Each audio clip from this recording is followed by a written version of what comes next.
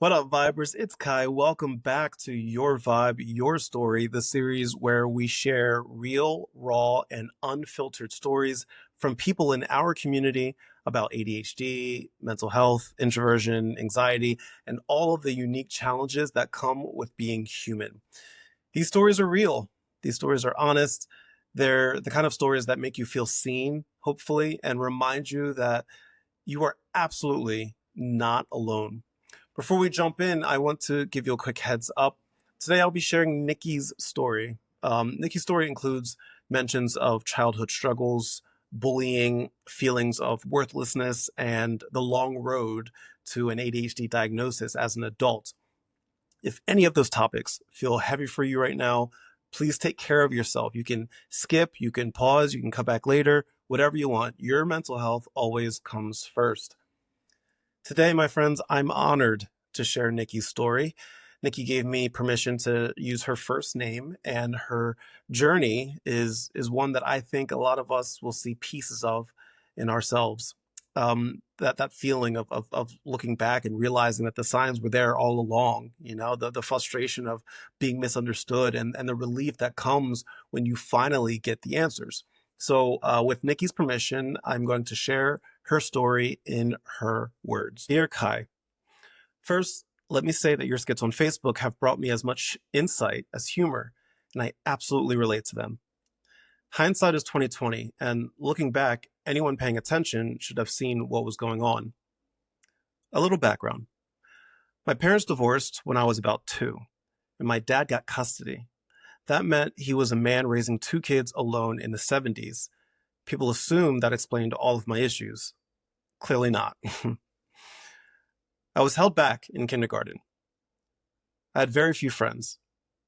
I spent a lot of time in the corner at school, not for being disruptive or bad, but simply for not paying attention. In the 7th grade, I transferred schools because I went to live with my mom, who had re-entered my life. 7th grade is a time when you don't always make decisions for the best reasons, for the right reasons. And mine was partly for a fresh start and partly for financial reasons. I went to therapy as a kid, but I honestly can't remember how long it lasted. And clearly, no one was looking at the right issues. I attended private elementary school, then switched to a top-rated middle and high school. My dad was upset I wasn't put into accelerated classes, but my grades stayed the same, and my social struggles continued. I even had to arrange my classes for the next 5 years to avoid a bully who wanted to beat me up.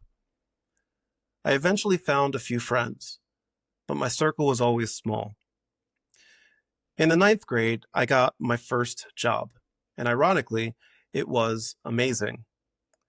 This was pre-scanners, and I apparently had an incredible ability to remember number sequences. Superpower unlocked. I got a second job in my senior year, and that's where I met my husband. We dated for 5 years, got married, and had 3 kids.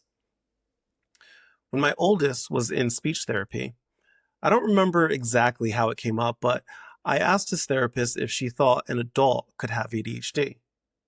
She said yes, and she also had ADHD herself. She gave me her therapist's name and number. I made an appointment and was sent a bunch of paperwork to fill out. They also asked me to bring any school documents from childhood. Luckily, my dad was a pack rat, so I had everything. At my appointment, I proudly handed in my completed forms. The therapist looked at me and said, "Well, I have good news and bad news. You failed the first test." Turns out, I had filled out the section that was supposed to be completed by other people. At my next visit, she looked at me and asked how I was never diagnosed as a child. I reminded her, raised in the 70s by a single dad. No one looked further than the fact that I didn't have a mom in my life. Times have changed.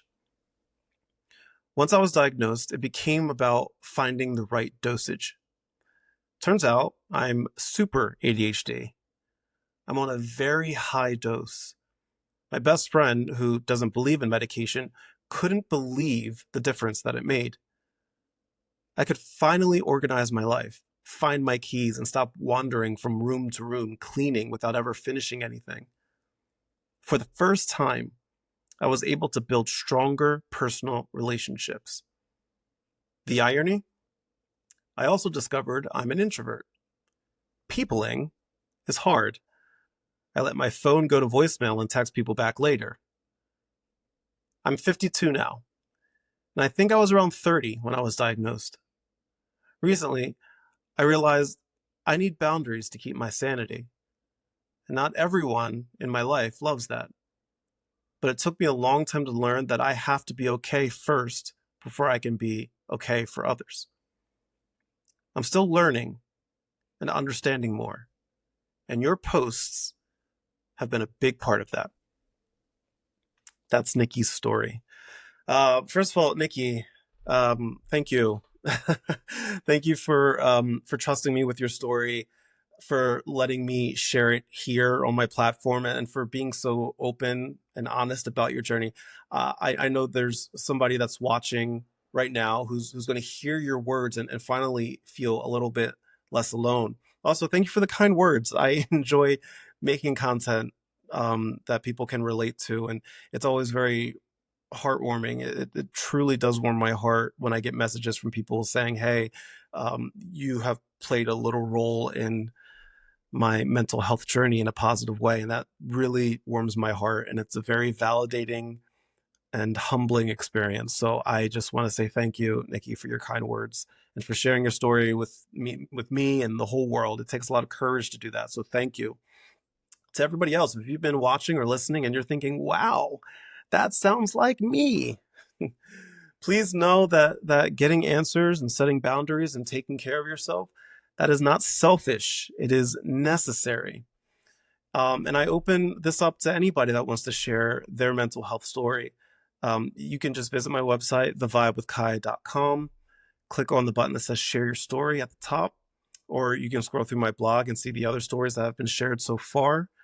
And you can share your own story. You can share it anonymously. You can share it with your first name. You can share it with no name, whatever you want. Whatever it is, I just want to hear it. And I want other people to hear it too. So all you have to do is just head over to my website, thevibewithkai.com, and share your story. With that said, thank you so much to everybody for watching. Thank you to Nikki for allowing me to share your story. And everybody watching, thank you so much. As always, much love, good vibes, and I will talk to you later.